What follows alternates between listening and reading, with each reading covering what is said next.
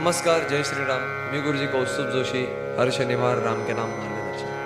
आजपासून रामरक्षा ह्या स्तोत्राचे आपण श्लोक व अर्थसहित समजून घेणार आहोत. आता रामरक्षा म्हटली की ह्याचा थोडक्यात या शब्दाचा अर्थ सांगायला गेला तर मी तुम्हाला सांगतो की स्वतः आपली रक्षा रामच करतात. थोडक्यात असं. चला करूयात सुरुवात. श्री गणेशाय नमः. अस्य श्री रामरक्षा स्तोत्र मंत्रस्य बुधकौशिक ऋषि श्री सीता रामचंद्रो देवता अनुष्टुप छंदः सीता शक्ति श्रीमद्धनुमान कीलकम श्री रामचंद्र प्रीत्यरथे जपे विनियोग.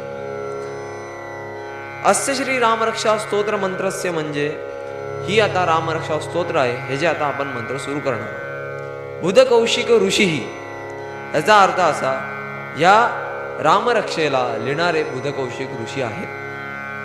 श्री सीता रामचंद्रो देवता, या रामरक्षेचे देवता कोण आहेत तर ते सीता आणि रामचंद्र.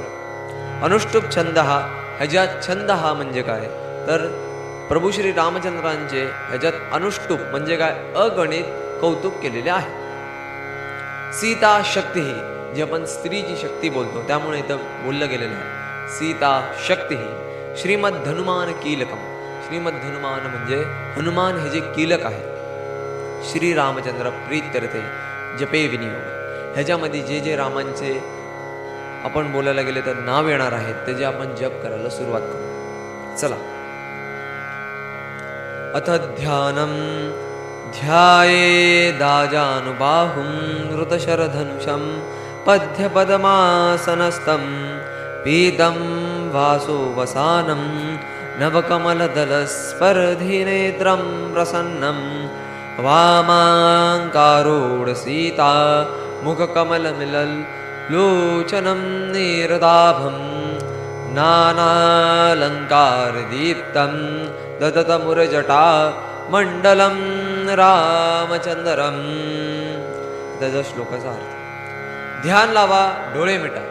त्याच्यामध्ये सांगितलं गेलं पूर्वी तर फोटो काढण्यासारखं किंवा चित्रकला या सर्व पूर्वी नव्हत्या. त्यामुळं प्रभू श्री रामचंद्रांच्या काळी त्यांचा जो दरबार भरलेला होता राज्याभिषेकाच्या वेळी, त्यावेळेला बुधकौशिक ऋषींनी केलेलं हे वर्णन आज मी तुम्हाला समजवतो.